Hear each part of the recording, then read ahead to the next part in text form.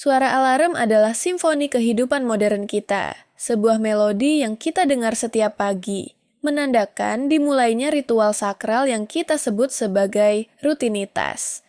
Kita bangun saat tubuh masih memohon istirahat, kita menelan sarapan tanpa benar-benar mengecap rasanya, dan kita menembus kemacetan kota atau berdesakan dalam transportasi umum bersama ribuan wajah lelah lainnya yang memiliki tujuan sama. Kita semua berlari, terengah-engah menuju gedung-gedung beton pencakar langit, menukar 8, 10, hingga 12 jam waktu, sadar kita setiap hari untuk mengerjakan sesuatu yang seringkali tidak kita cintai demi menyenangkan atasan yang mungkin tidak peduli pada kita, untuk mendapatkan sekumpulan angka digital yang masuk ke rekening bank di akhir bulan. Dan begitu angka itu masuk, ia hanya singgah sebentar, seperti tamu yang tak diundang, langsung tersedot keluar untuk membayar sewa, tempat berteduh, cicilan kendaraan yang membawa kita ke tempat kerja, dan makanan yang memberi kita energi untuk kembali bekerja keesokan harinya. Ini adalah siklus yang memabukkan sekaligus menakutkan. Sebuah putaran roda hamster raksasa di mana kita berlari sekuat tenaga, namun tidak pernah benar-benar berpindah tempat. Tanpa sadar, kita telah menormalisasi sebuah konsep yang sebenarnya sangat radikal, bahwa seluruh eksistensi kemanusiaan kita, segala potensi, kreativitas, dan waktu terbatas yang kita miliki di bumi ini, didedikasikan hampir sepenuhnya untuk mengejar secarik kertas atau digit biner bernama uang. Pernahkah Anda berhenti sejenak di tengah hiruk-pikuk ini? Mungkin saat terjebak macet, atau saat menatap langit-langit kamar di malam hari, dan bertanya pada diri sendiri dengan jujur, apakah saya bekerja untuk membiayai kehidupan saya? Ataukah saya hidup hanya sekadar untuk bekerja? Apakah kita adalah tuan atas nasib kita sendiri? Atau kita hanyalah baterai penggerak ekonomi yang akan diganti begitu energi kita habis? Video ini bukan sekadar tentang manajemen finansial. Ini adalah bedah filosofis tentang bagaimana kita terjebak dalam ilusi hidup untuk uang, dan bagaimana mungkin kita bisa menemukan jalan keluarnya. Sebelum kita melangkah lebih jauh dan menjadi terlalu filosofis, mari kita luruskan satu hal fundamental. Uang itu penting, sangat penting. Dalam struktur masyarakat modern yang telah kita bangun, uang adalah setara dengan oksigen. Tanpanya, kehidupan biologis dan sosial kita akan tercekik. Kita tidak bisa membayar rumah sakit dengan senyuman. Kita tidak bisa menukar puisi untuk sebungkus nasi, dan kita tidak bisa menyekolahkan anak dengan niat baik semata. Mengatakan bahwa uang tidak penting adalah sebuah kebohongan naif yang sering diucapkan oleh mereka yang sudah memilikinya dalam jumlah berlimpah, atau mereka yang telah menyerah untuk mencarinya. Masalahnya bukanlah pada uang itu sendiri. Uang hanyalah alat tukar, sebuah teknologi luar biasa yang diciptakan manusia untuk menyimpan nilai dan memfasilitasi kerjasama antar orang asing. Masalahnya dimulai ketika alat ini berubah fungsi, bermetamorfosis dari sekadar sarana untuk bertahan hidup menjadi tujuan akhir dari kehidupan itu sendiri. Kita hidup dalam era di mana nilai seorang manusia seringkali direduksi menjadi angka yang tertera di slip gaji atau saldo tabungan mereka, sebuah konstruksi sosial yang memaksa kita percaya bahwa lebih banyak selalu berarti lebih baik. Sejarah mencatat pergeseran drastis ini. Jika nenek moyang kita bekerja hanya untuk memenuhi kebutuhan hari itu, berburu untuk makan hari ini, membangun atap untuk tidur malam ini, kita hari ini bekerja untuk menumpuk kekayaan bagi masa depan yang belum pasti, didorong oleh ketakutan akan kekurangan yang tidak rasional. Sistem ekonomi kapitalisme dengan segala kelebihannya dalam mendorong inovasi memiliki efek samping yang halus namun mematikan. Ia membutuhkan konsumsi yang terus-menerus untuk tetap hidup. Agar ekonomi tumbuh, kita harus terus membeli barang yang tidak kita butuhkan. Dan untuk membeli barang tersebut, kita harus terus bekerja lebih keras, menciptakan sebuah paradoks di mana kemajuan teknologi yang seharusnya membebaskan kita dan memberi kita lebih banyak waktu luang, justru membuat kita semakin sibuk, semakin cemas, dan semakin terikat pada pekerjaan kita daripada sebelumnya. Mari kita selami mekanisme psikologis yang membuat kita tetap terperangkap dalam pengejaran tanpa akhir ini. Sebuah fenomena yang oleh para psikolog disebut sebagai hedonic treadmill atau adaptasi hedonis. Bayangkan momen ketika Anda mendapatkan gaji pertama, atau saat Anda menerima kenaikan jabatan yang sudah lama Anda idamkan. Ada lonjakan dopamin yang luar biasa, rasa euforia bahwa akhirnya hidup akan menjadi lebih mudah dan bahagia. Anda berpikir, jika saya bisa menghasilkan 10 juta sebulan, semua masalah saya akan selesai. Namun, apa yang terjadi 6 bulan kemudian? Gaji 10 juta itu tidak lagi terasa istimewa. Ia telah menjadi normal baru, standar dasar yang membosankan. Tiba-tiba, pengeluaran Anda juga ikut naik menyesuaikan pendapatan. Anda mulai makan di tempat yang lebih mahal, mencicil kendaraan yang lebih mewah, pindah ke apartemen yang lebih bergengsi, sebuah fenomena yang dikenal sebagai inflasi gaya hidup. Tanpa kita sadari, garis finish kebahagiaan itu terus bergerak menjauh setiap kali kita mencoba mendekatinya. Kita seperti pelari yang mengejar fatamorgana di gurun pasir. Kita berlari semakin kencang, bekerja semakin keras, mengambil lembur dan proyek sampingan, namun tingkat kebahagiaan kita tetap stagnan di tempat yang sama. Otak manusia memang dirancang untuk beradaptasi dengan cepat terhadap perubahan kondisi, baik itu positif maupun negatif, yang merupakan fitur evolusi untuk bertahan hidup. Namun dalam konteks modern, fitur ini menjadi bug yang merusak.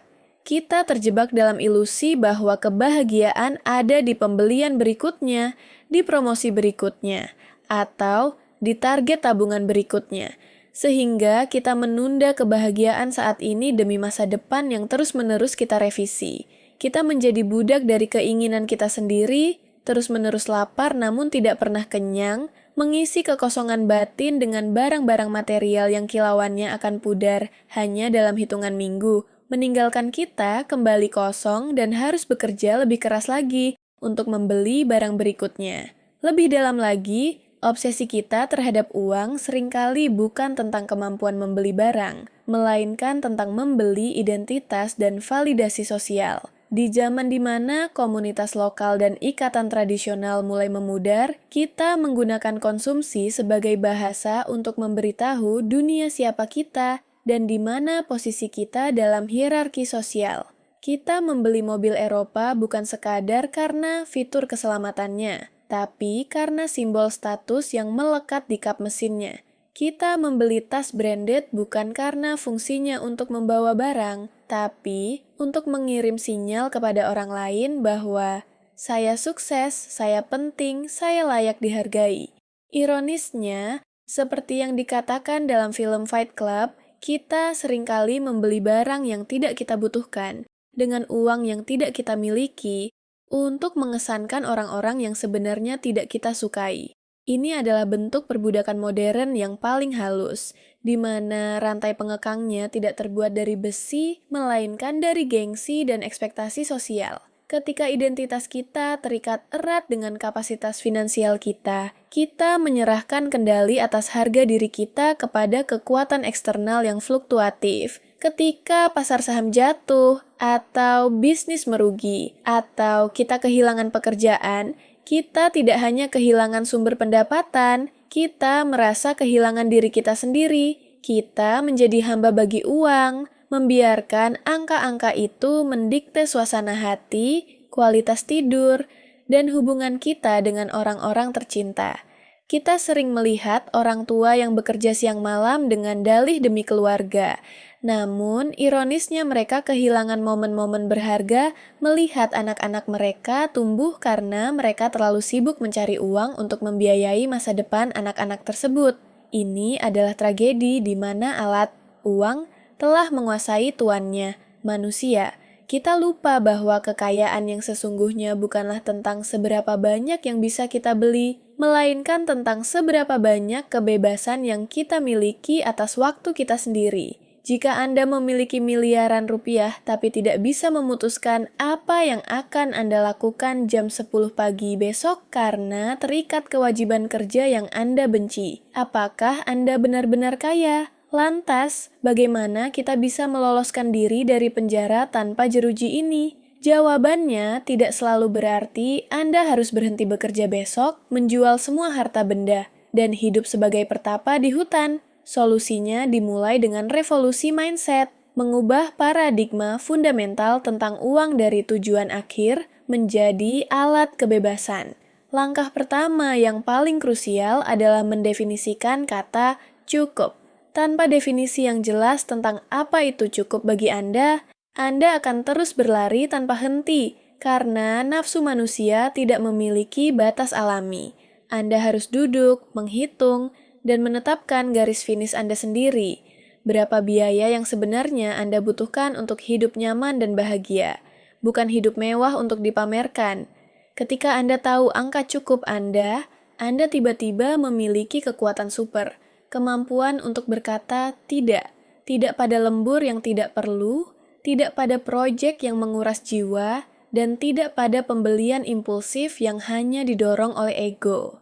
Langkah selanjutnya adalah mulai membeli kembali waktu Anda. Alih-alih menggunakan kenaikan gaji untuk mengupgrade gaya hidup, mobil lebih bagus, rumah lebih besar, gunakan selisih uang itu untuk membeli aset yang menghasilkan pendapatan pasif atau tabungan yang memberi Anda bantalan keamanan, emergency fund. Uang yang Anda tabung bukan sekadar angka mati, itu adalah karyawan yang bekerja 24 jam untuk Anda. Setiap rupiah yang Anda investasikan dengan bijak adalah detik, menit, dan jam kebebasan di masa depan yang sedang Anda beli. Tujuannya adalah mencapai titik di mana Anda bekerja, bukan karena Anda harus demi bertahan hidup, tapi karena Anda ingin. Karena pekerjaan itu memberi makna, kontribusi, atau kepuasan batin. Inilah yang disebut kemerdekaan finansial sejati. Bayangkan bangun di pagi hari dan bertanya pada diri sendiri, apa yang ingin saya ciptakan hari ini, dan bukan apa yang harus saya selesaikan agar tidak dipecat. Pada akhirnya, hidup ini adalah tentang durasi waktu yang sangat singkat di antara kelahiran dan kematian. Waktu adalah satu-satunya mata uang yang benar-benar kita miliki, satu-satunya sumber daya yang non-renewable. Sekali ia berlalu, ia hilang selamanya, tidak peduli seberapa kaya Anda. Tidak ada miliarder yang bisa membeli kembali masa mudanya, dan tidak ada jumlah uang di dunia yang bisa membeli kembali momen yang Anda lewatkan bersama orang tua atau anak-anak Anda. Uang adalah alat yang luar biasa jika ia berada di tangan seseorang yang tahu apa yang penting dalam hidup, tetapi ia adalah tuan yang kejam jika ia berada di tangan seseorang yang tidak tahu arti kata cukup. Jangan biarkan hidup Anda berlalu hanya sebagai catatan kaki dalam laporan keuangan perusahaan. Mulailah melihat uang sebagai bahan bakar untuk perjalanan hidup Anda, bukan destinasi perjalanannya.